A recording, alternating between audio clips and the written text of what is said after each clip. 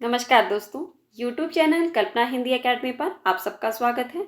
दोस्तों, आज की क्लास में हम हिंदी साहित्य से संबंधित महत्वपूर्ण प्रश्नों पर विस्तृत चर्चा करेंगे। ये क्लास हिंदी से संबंधित सभी परीक्षाओं के लिए अत्यंत उपयोगी है। तो आइए हम आज की क्लास को शुरू करते हैं और हमारा आज का पहला प्रश्न है, निम्न में से कौन सी बोली पश्चिमी हिंदी के अंतर्गत आती है? आपके पास ऑप्शन है अवधी, बघेली, ब्रजभाषा, भोजपुरी। तो इसका सही उत्तर क्या होगा? सभी लोगों ने अपने उत्तर कमेंट बॉक्स में जरूर देने हैं। बिल्कुल सही। जिन साथियों ने ऑप्शन नंबर 3 बताया है उनका उत्तर सही है। ब्रजभाषा पश्चिमी हिंदी के अंतर्गत आती है। आप जानते हैं कि पश्चिमी हिंदी के अंतर्गत कुल 5 बोलियां आती हैं। कौन कौन सी है वो? 5 बोलियां हैं ब्रजभाषा, खड़ी बोली, बुंदेली, कन्नौजी और हरियाणवी। अब हम बात करेंगे कि अवधी और बघेली किसके अंतर्गत आती है। तो अवधी और बघेली जो है वो पूर्वी हिंदी के अंतर्गत आती है। भोजपुरी बिहारी हिंदी के अंतर्गत आती है।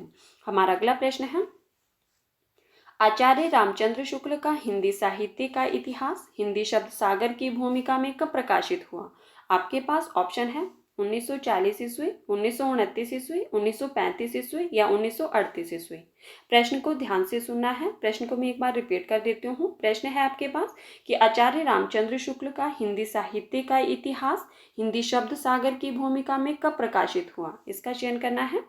बिल्कुल सही। जिन साथियों ने ऑप्शन नंबर 2 बताया है उनका उत्तर सही है। कब प्रकाशित हुआ? 1929 ईस्वी में।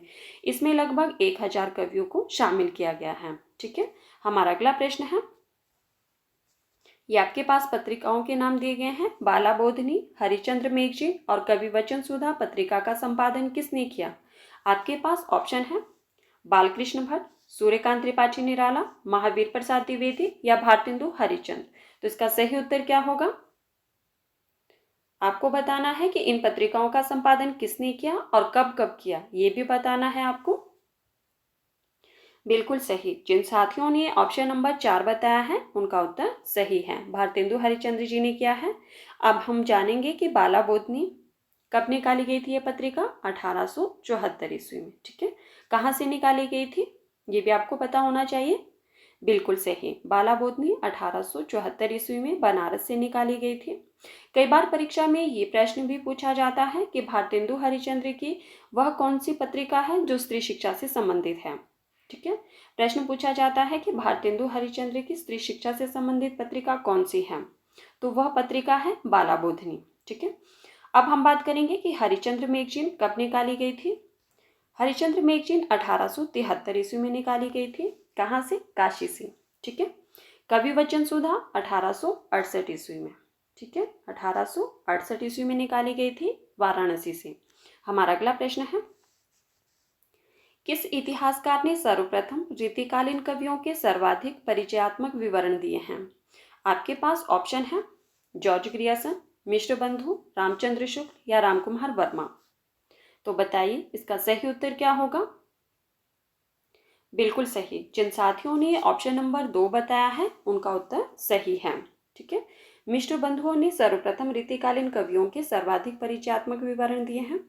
अब आप लोगों ने मुझे ये बताना है कि मिश्र बंधु के ग्रंथ का नाम क्या था और यह कितने भागों में प्रकाशित हुआ था। बिल्कुल सही। मिश्र बंधु के ग्रंथ का नाम था मिश्र बंधु विनोद। यह कितने भागों में प्रकाशित हुआ था? 4 भागों में प्रकाशित हुआ था। ठीक है।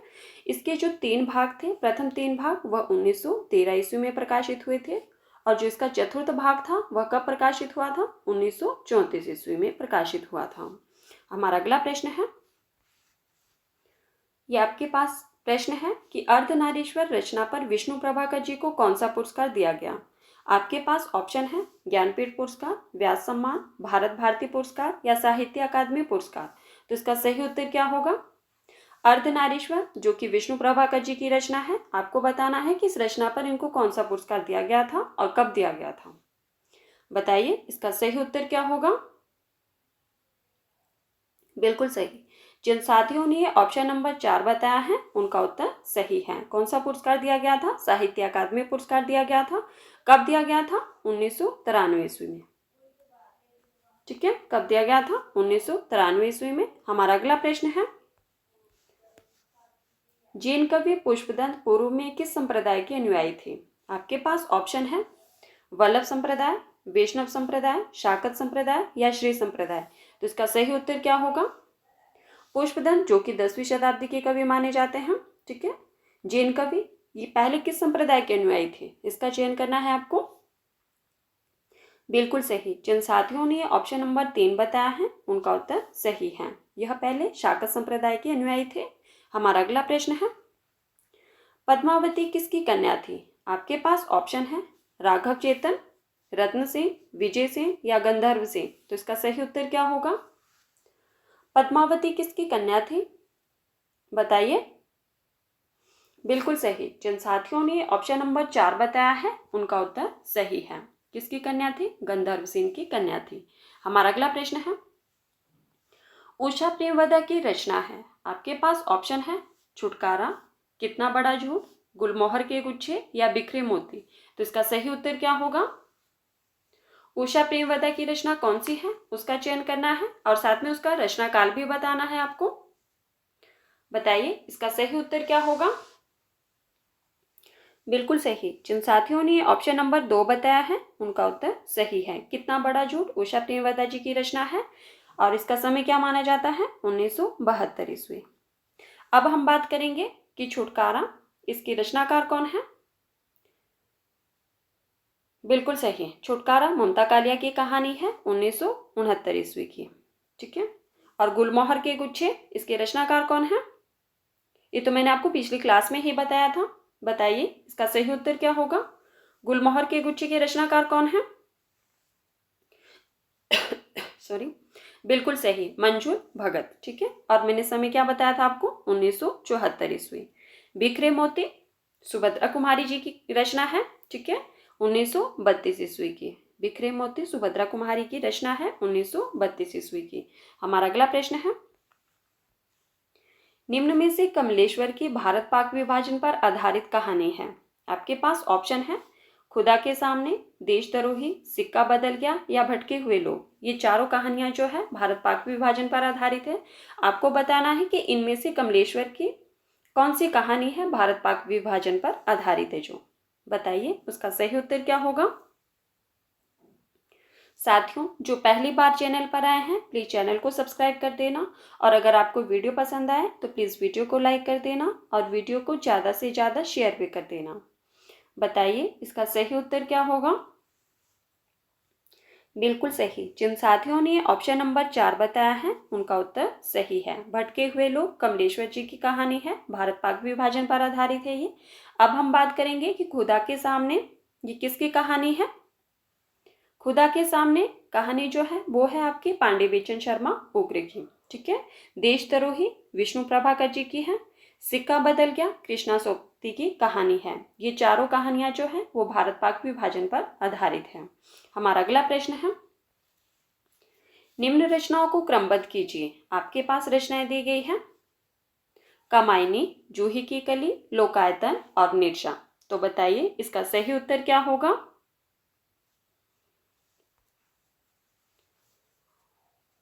बिल्कुल सही, जिन साथियों ने ऑप्शन नंबर 3 बताया है उनका उत्तर सही है। जूही की कली, इसका रचनाकाल क्या माना जाता है? 1916 ईस्वी। किसकी रचना है ये जूही की कली?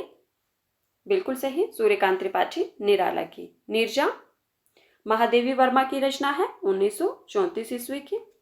कामायनी 1935 ईस्वी की, जयशंकर प्रसाद जी की है। लोकायतन 1964 ईस्वी की। ठीक है। किसकी है ये? सुमित्रानंद पंत की रचना है। हमारा अगला प्रश्न है, ये आपके पास पंक्तियां दी गई हैं। फूल लाया हूं कमल के, क्या करूं इनका, पसारे आप आंचल, छोड़ दूं हो जाए जी हल्का। प्रस्तुत पंक्तियां किसकी हैं?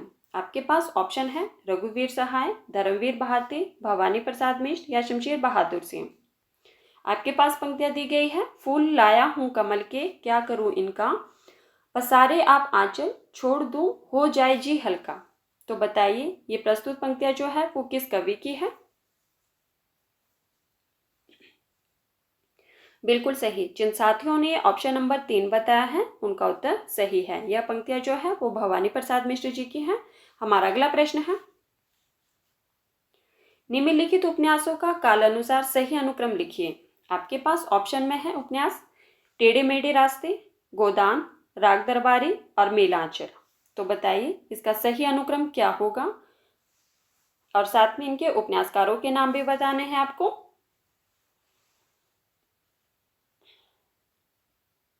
बताइए। बिल्कुल सही। जिन साथियों ने ये ऑप्शन नंबर 2 बताया है उनका उत्तर सही है। ठीक है। गोदान किसका उपन्यास है? ये प्रेमचंद जी का उपन्यास है 1936 ईस्वी का। ठीक है। गोदान 1936 का है। टेढ़े मेढ़े रास्ते भगवती चरण वर्मा का उपन्यास है 1946 ईस्वी का। फिर आता है आपके पास मेला आंचल। मेला आंचल किसका उपन्यास है? तो फणीश्वर नाथ रेणु का है, और समय क्या है इसका? 1954 ईस्वी। अब है आपके पास राग दरबारी। आप लोग ही मुझे बताएंगे कि राग दरबारी के उपन्यासकार का नाम क्या है और इसका समय क्या है, ये भी बताना है। बिल्कुल सही। राग दरबारी श्रीलाल शुक्ल जी का उपन्यास है 1968 ईस्वी का। ठीक है। तो हमारा सही उत्तर होगा ऑप्शन नंबर 2। हमारा अगला प्रश्न है, अमरकांत किस उपन्यास का पात्र है? आपके पास ऑप्शन है कर्मभूमि, रंगभूमि, निर्मला या मंगलसूत्र। तो इसका सही उत्तर क्या होगा? ये चारों उपन्यास जो हैं वो किसके हैं? मुंशी प्रेमचंद जी के हैं। आपको बताना है कि अमरकांत किस उपन्यास का पात्र है। बिल्कुल सही। जिन साथियों ने ऑप्शन नंबर 1 बताया है उनका उत्तर सही है। कर्मभूमि मुंशी प्रेमचंद जी का उपन्यास है 1933 ईस्वी का, और इसका एक प्रमुख पात्र है अमरकांत। ठीक है। ये बार बार परीक्षा में पूछा जाता है। हमारा अगला प्रश्न है,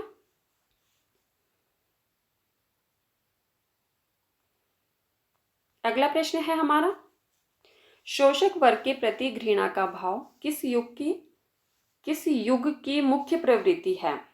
आपके पास ऑप्शन है छायावाद, प्रगतिवाद, प्रयोगवाद या द्विवेदी युग। तो इसका सही उत्तर क्या होगा? शोषक वर्ग के प्रति घृणा का भाव किस युग की मुख्य प्रवृत्ति है, इसका चयन करना है। बिल्कुल सही। जिन साथियों ने ऑप्शन नंबर 2 बताया है उनका उत्तर सही है। प्रवृत्ति मतलब विशेषता। जी हाँ, बिल्कुल सही। शोषक वर्ग के प्रति घृणा का भाव प्रगतिवाद की मुख्य विशेषता है। हमारा अगला प्रश्न है, बोलती प्रतिमा का रचना काल है। आपके पास ऑप्शन है 1929 ईस्वी, 1938 ईस्वी, 1937 ईस्वी या 1940 ईस्वी। तो इसका सही उत्तर क्या होगा? पहले आपने मुझे ये भी बताना है कि बोलती प्रतिमा जो कि रेखा चित्र है, इसके रचनाकार कौन है? बताइए इसका सही उत्तर क्या होगा?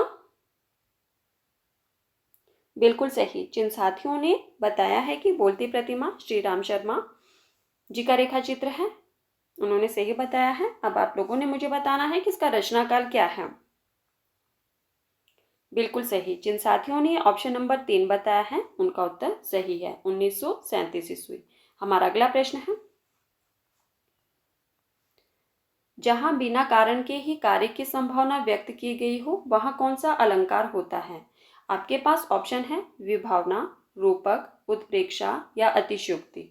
तो इसका सही उत्तर क्या होगा? जहां बिना कारण के ही कार्य की संभावना व्यक्त की गई हो वहां कौन सा अलंकार होता है? बिल्कुल सही। जिन साथियों ने ऑप्शन नंबर 1 बताया है उनका उत्तर सही है। वहां कौन सा अलंकार होता है? तो वहां विभावना अलंकार होता है। हमारा अगला प्रश्न है, साथियों जिन्होंने अभी तक वीडियो को लाइक नहीं किया है प्लीज वीडियो को लाइक कर दो, और जिन्होंने अभी तक वीडियो को शेयर नहीं किया है प्लीज वीडियो को भी शेयर कर दीजिए। हमारा अगला प्रश्न है, अंधेर नगरी के रचनाकार हैं। आपके पास ऑप्शन है जयशंकर प्रसाद, मोहन राकेश, सुरेंद्र वर्मा या भारतेंदु हरिचंद। तो बताइए अंधेर नगरी की रचनाकार कौन है और इसका समय क्या माना जाता है, वो भी बताना है आपको। बताइए इसका सही उत्तर क्या होगा?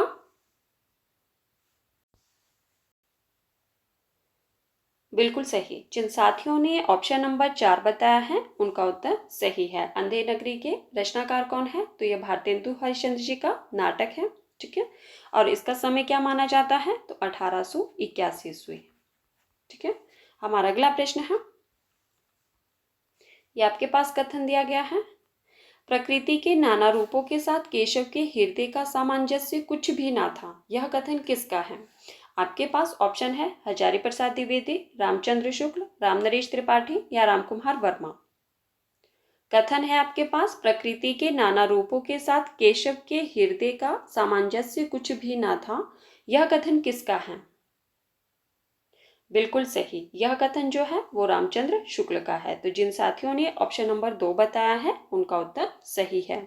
हमारा अगला प्रश्न है, लक्ष्मी नारायण लाल का नाटक कौन सा है? आपके पास ऑप्शन है कोर्ट मार्शल, अंधा कुआं, रक्षाबंधन या बकरी। तो इसका सही उत्तर क्या होगा? कौन सा नाटक लक्ष्मी नारायण लाल का है उसका चयन करना है आपको।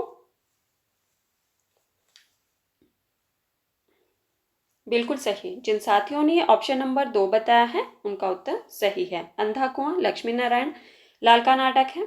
अब हम बात करेंगे कि कोर्ट मार्शल, बताइए इसके नाटककार कौन है। बिल्कुल सही, कोर्ट मार्शल स्वदेश दीपक का नाटक है। रक्षाबंधन, बताइए रक्षाबंधन के रचनाकार कौन है। बिल्कुल सही, रक्षाबंधन हरिकृष्ण प्रेमी का है। ठीक है, हरिकृष्ण प्रेमी। और बकरी, बिल्कुल सही, सर्वेश्वर दयाल सक्सेना का नाटक है बकरी। हमारा अगला प्रश्न है, निम्न में से प्रकाश चंद्रगुप्त की रचना है। आपके पास ऑप्शन है देश की मिट्टी बुलाती है, अल्मोड़े का बाजार, खून के छींटे या जुलूस रुका है। तो इसका सही उत्तर क्या होगा? कौन सी रचना प्रकाश चंद्रगुप्त की है उसका चयन करना है आपको। बताइए इसका सही उत्तर क्या होगा। बिल्कुल सही, जिन साथियों ने ऑप्शन नंबर 2 बताया है उनका उत्तर सही है। अल्मोड़े का बाजार प्रकाश चंद्रगुप्त की रचना है। अब हम बात करेंगे कि देश की मिट्टी बुलाती है यह किसकी रचना है, इसके रचनाकार कौन है। बताइए देश की मिट्टी बुलाती है, इसके रचनाकार कौन है। बिल्कुल सही, बदंत आनंद कोशलायन। किसकी रचना है ये? तो बदंत आनंद कोशलायन की रचना है देश की मिट्टी बुलाती है। खून के छींटे, बताइए। बिल्कुल सही, खून के छींटे जो है ये किसकी रचना है? तो डॉक्टर भगवत शरण उपाध्याय की रचना है ये। जुलूस रुका है ये किसकी रचना है? पिछली क्लास में ही मैंने आपको बताया था, बताइए।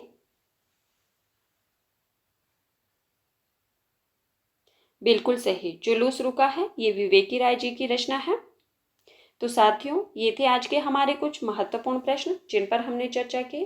अगर आपको वीडियो पसंद आए तो प्लीज़ वीडियो को लाइक कर देना और वीडियो को ज़्यादा से ज़्यादा शेयर भी कर देना। धन्यवाद, मिलते हैं अगली क्लास में।